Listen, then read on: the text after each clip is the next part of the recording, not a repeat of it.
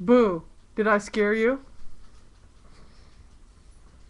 Hi, this is Rowan, Urban Curandera, and this is a witch's mask I made many years ago. And I was working on it, and I didn't realize at the time when I made it myself. Pretty neat, huh? Out of felt. And I didn't realize at the time when I was making it that I was like pounding away at this nose, just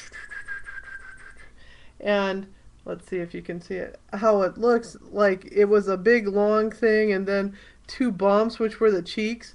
And I didn't realize when I was working on it, I was working on it a stitch and bitch one day, that it looked like something else.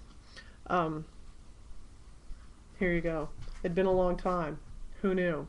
So I'm fixing to wear this to a Halloween costume, and I hope I'm the only person who thinks that I'm wearing maybe a wiener on my face. Okay, so now that I've gotten that out of the way, my name's Rowan. I'm an urban curandera, and I wanted to talk today about how to begin healing after a surgical birth, which a lot of people call a cesarean section, but I'm part of the TLC doula group, and we like to call it a surgical birth because it's a birth. It's just a birth that was surgical as opposed to a vaginal birth, right? But it's sometimes when you hear the word C-section, that feels like something that's done to you as opposed to a surgical birth, which hopefully you were able to be participatory in. So one of the first things after healing, or to begin healing from a surgical birth, and this is like right after, you can still be in the hospital or whatever, is that I want you to take your hands and place it on the surgical incision site.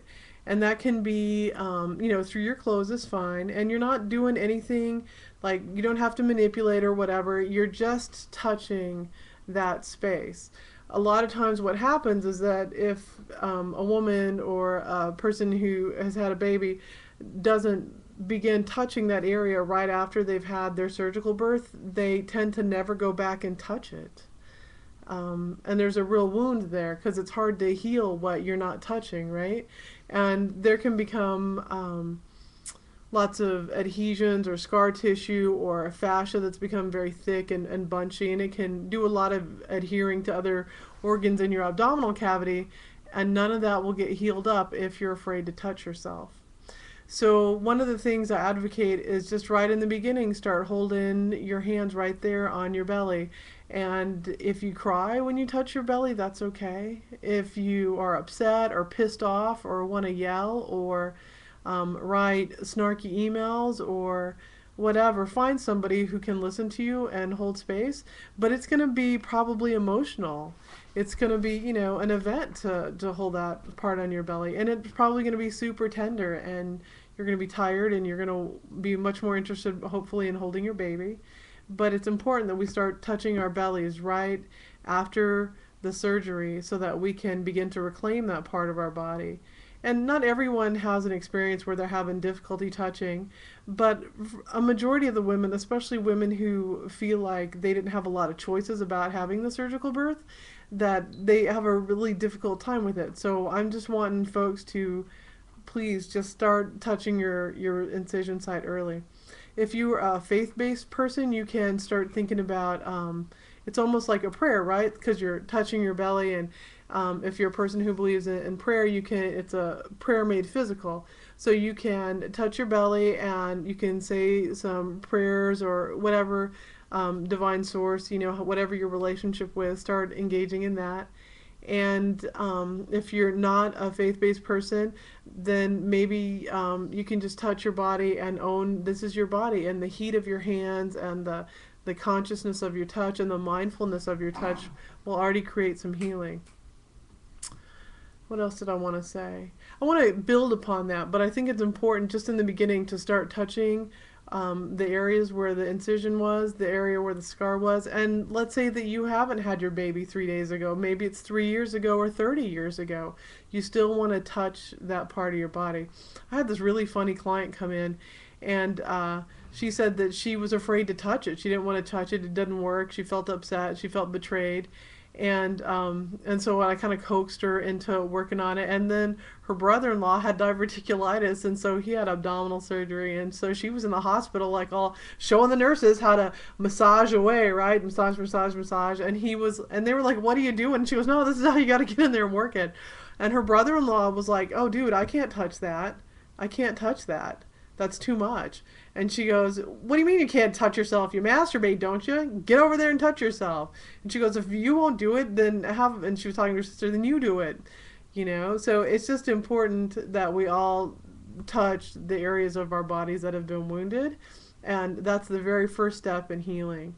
And when emotions come up, that we address them. We don't shove them back down. We just keep bringing them up, and you can write them down. You can journal. You can. I'm taking a really good course right now with Brene Brown, my new friend Brene Brown, through an Oprah course. Anything that helps, and it's an art journal course.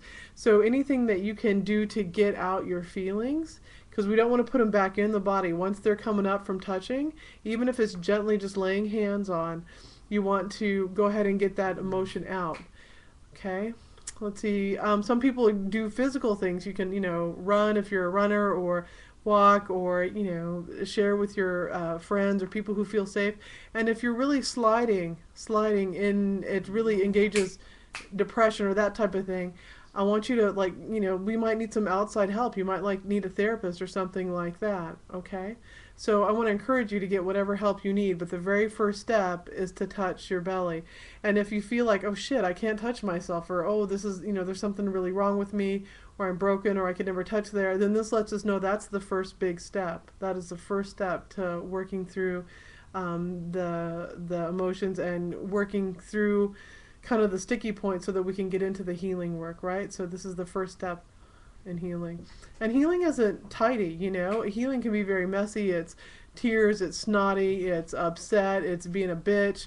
Healing is not always a smooth, easy process. In fact, I would say your best work is when it's messy, right? So get in there and be messy. And if you don't have somebody safe to talk to, for sure, reach out to me. My name is Rowan. I'm an urban curandera, rowan2sisters.com. You can email me. You can record a video response, whatever it takes. But I want you to feel heard and supported, and I'll help you get some more resources. So that's the first step to healing after a surgical birth or a cesarean section. And I'm here to do whatever it takes to help you feel more comfortable in your own skin.